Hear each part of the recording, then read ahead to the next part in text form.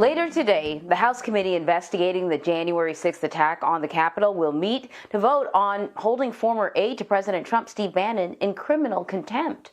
Lawmakers sent Bannon a subpoena for information, but he says he doesn't have to comply because former President Trump invoked executive privilege. Meanwhile, former President Trump has actually filed a lawsuit against the committee in an effort to block access to documents with information about his actions on that day.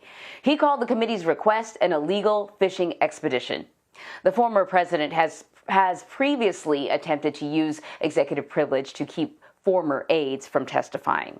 So, joining us now to break it all down is CBS News legal contributor and former Manhattan prosecutor Rebecca Roiphe. Okay, Rebecca, thanks for joining us this morning.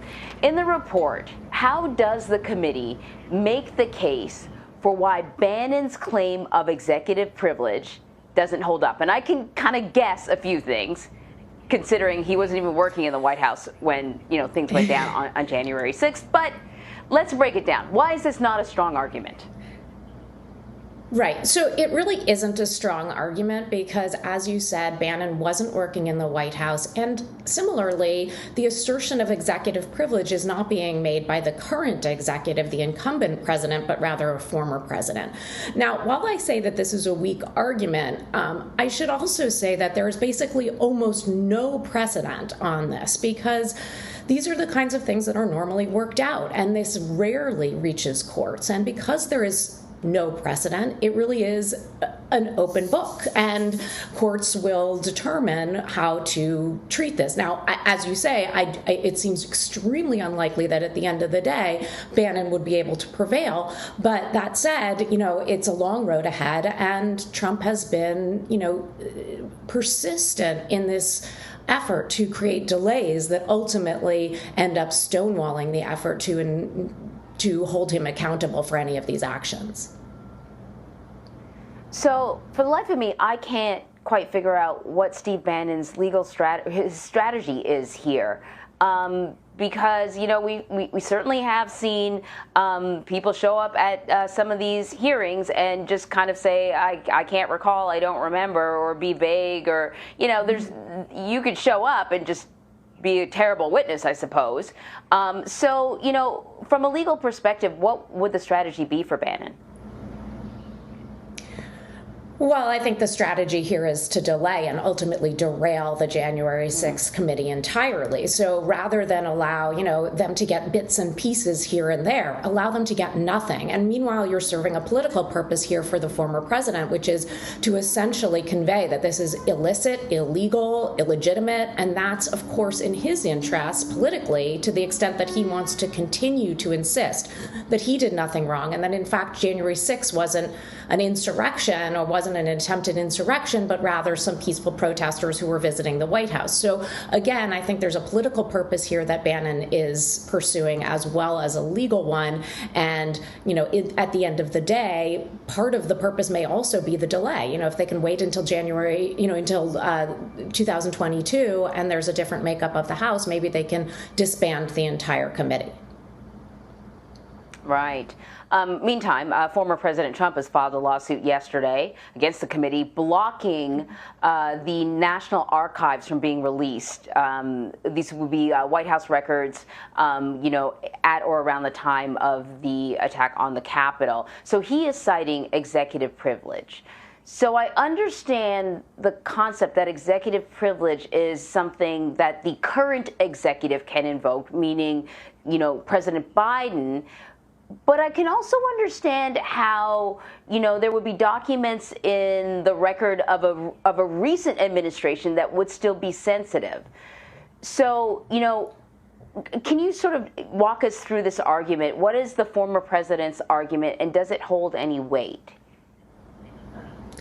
Absolutely. So sure. So the executive privilege, first of all, is not an absolute privilege. It's a privilege that has always been, it's not in the Constitution, and it's basically balanced with the public interest in knowing or seeing what's going on in government and transparency in government. So usually the incumbent makes a decision, is the executive privilege important to assert here, or are there ways in which the public interest pushes in the other direction? And that's what Biden did. Now, the former president, Trump, is suggesting suggesting that he holds the privilege. Now, that doesn't really hold water, but there is some precedent suggesting that a former president may assert interest in some documents, as you say.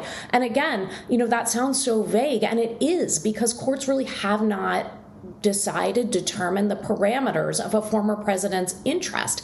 But it has to be, it seems to me ultimately it has to be the decision of the incumbent, because as I said, if somebody's going to make a call about the public interest, it certainly can't be the former president who makes the call about the public interest. The president makes all sorts of discretionary decisions, and we can't have former presidents intervening and second guessing those decisions. So I think ultimately this case will not prevail. But as I said, it really is a blank slate. So, and again, it could also create delay, which is, I think, a secondary strategy here.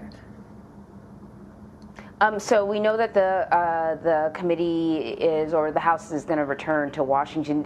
What can we expect sort of later on today when it comes to these issues? And I'm wondering, if the committee chooses to go forward with a criminal case against Steve Bannon, do they have to vote on it? Is it, a majority vote? I'm curious how that works.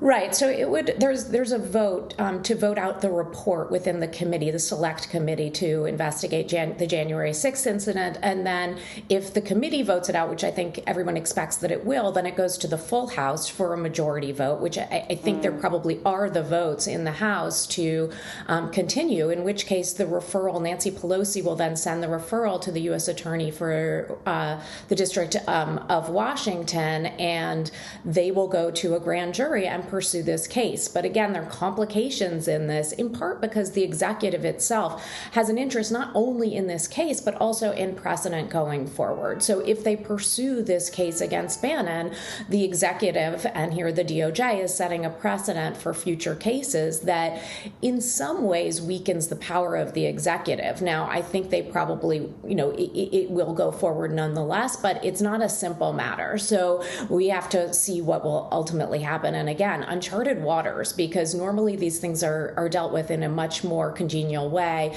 negotiated and figured out in that way, rather than this sort of warlike, down in the ground, trying to, taking everything to court and taking everything to its last, ultimate step.